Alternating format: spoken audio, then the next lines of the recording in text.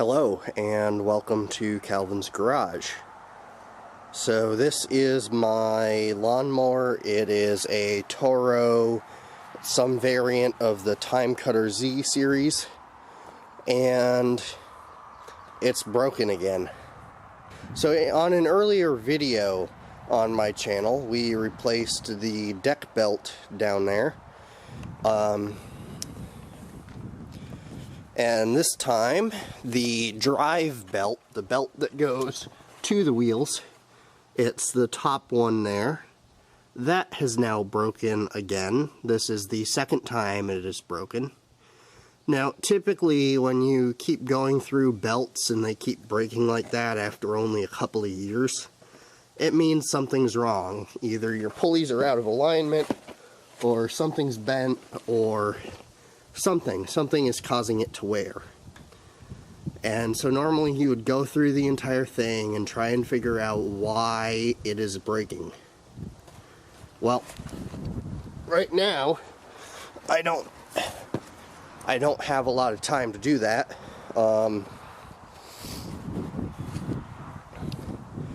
So if we happen to see what's wrong with it, we'll fix it, but if not, we're just going to put the new belt on and then get to mowing, because some of these lawns really need mowing.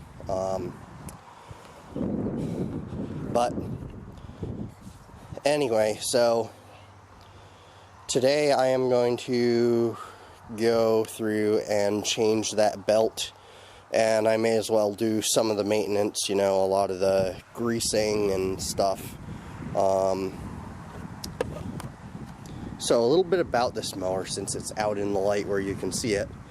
So it's a zero-turn mower. It's powered by a Kohler engine. This is not the original engine. It is actually an engine off of a different mower that has been put on there. Now, when I got this mower, I had to go through and change a bunch of the wiring. As you can see, it's still kind of a mess. I didn't completely rewire it. I probably should have, but I just went through and changed all the wire routings so that they were correct. I also had to put in a new stator, a larger stator, to get more current to charge the battery and power the electronic hydraulic controls here. I actually don't know too much about how all of these controls work, but I do know that everything on this mower is electric and or hydraulic.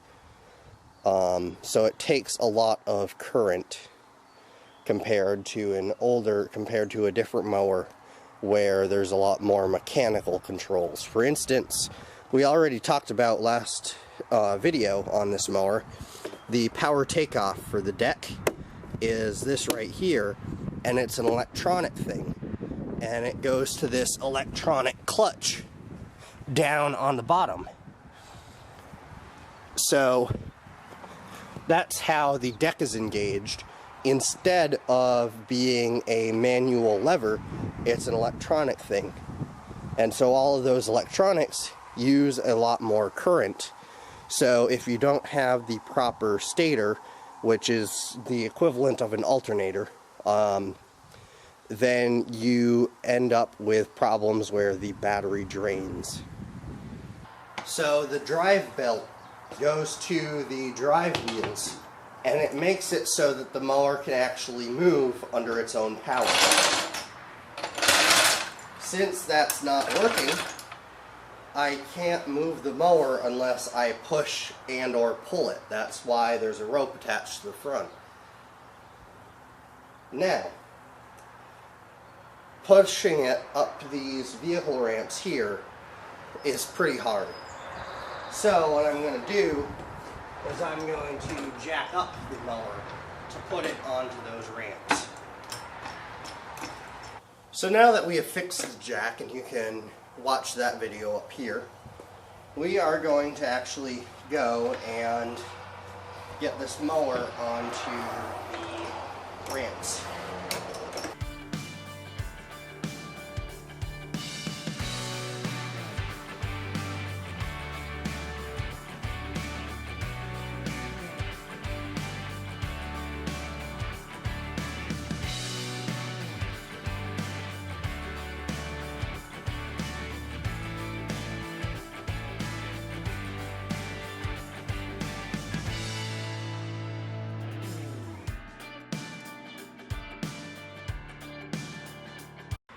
Okay, so I got these on the ramps. It only took a little bit of sketchy jack work, but anyway. So, how do we do this? Well, it is very similar to the way that I replaced the deck belt. That is, you have to undo this bolt right here. Well, you have to just loosen it, move this out of the way, drop this down. This is the power takeoff for the deck. You have to drop that down to get to the pulley up here for the drive wheels. You also have to unplug the PTO from there. And then you just have to thread it through. Now, these pulleys here, these two pulleys up here are for the deck belt. Not the deck belt, the drive belt, sorry. So this right here is the tensioner for the belt. And then this is a dead pulley right there. And then there's pulleys for the wheels up in there that you probably can't see, and they're a pain to get to.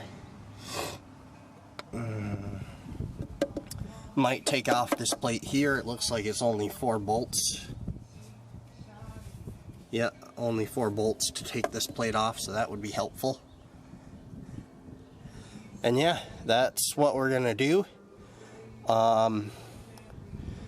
So I've already explained in my previous video how to take this thing off, how to take this off.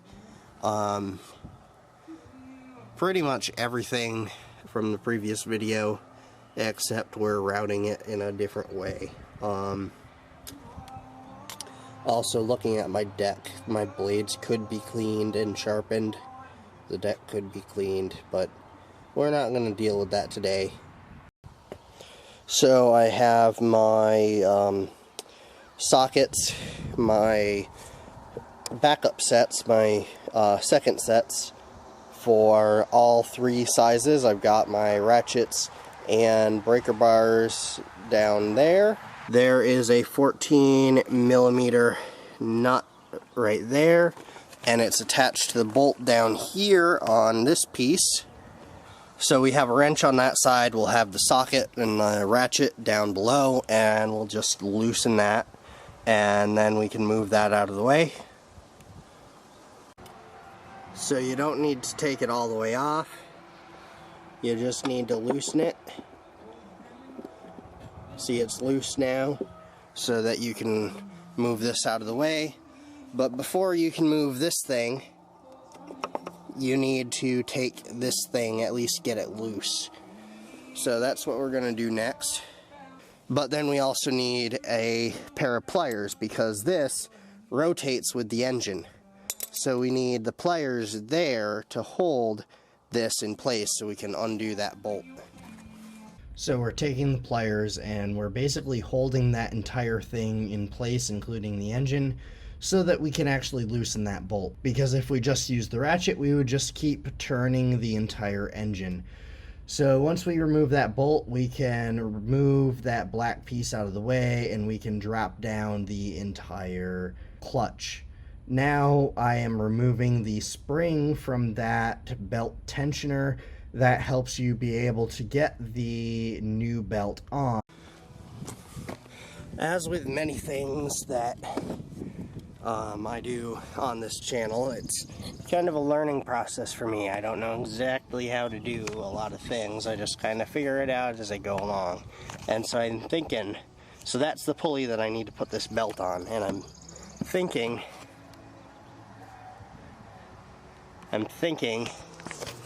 that if I were to put the belt on this side, put it all the way over to the other side, and then try and go backwards, that might work a little better. So that's what I'm going to do. I'm going to feed this belt over this pulley and feed it all the way across to the other side, to the similar pulley on the other side. And then once I get it over those 2 pulleys, I just need to pull it through the center tensioners and then to the output shaft. Okay, so I just remembered something from the last time I did this. I had to take off the spring there because you have to thread the belt between where this pulley is connected in here.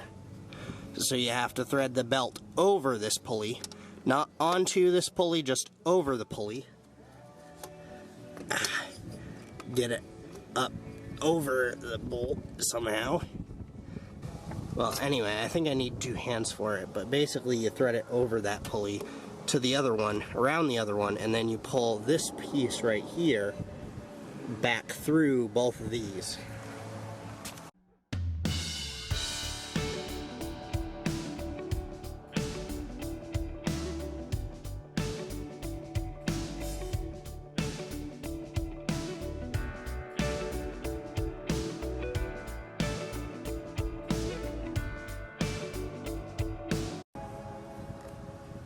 Okay, I don't know exactly how much of that you can see.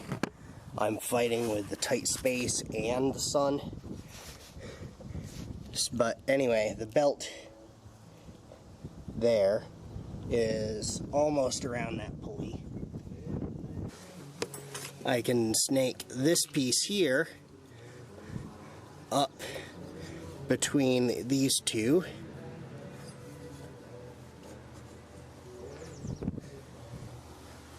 Oh, and it's come off of that pulley. And so now I'm not going to film it all, but it's basically a bunch of running around, putting it back on the pulley over here, and then it slips off the pulley over there, and then you have to put it back on that one, then you come and pull it, and it comes off of one, and then it's a lot of annoying stuff, so I'm not going to film it.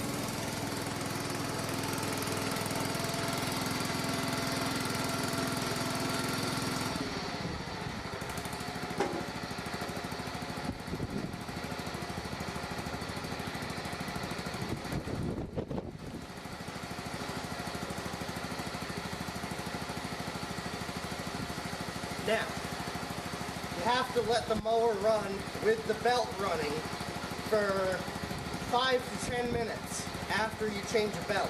And then you need to look, make sure the belt is still tight, make sure the belt's not wearing out in any funny way, make sure the belt doesn't break. So we're going to let that idle. Now, even when the wheels aren't moving, that belt is still turning. So, that's good to idle like that, and the belt is turning, and then we will check it.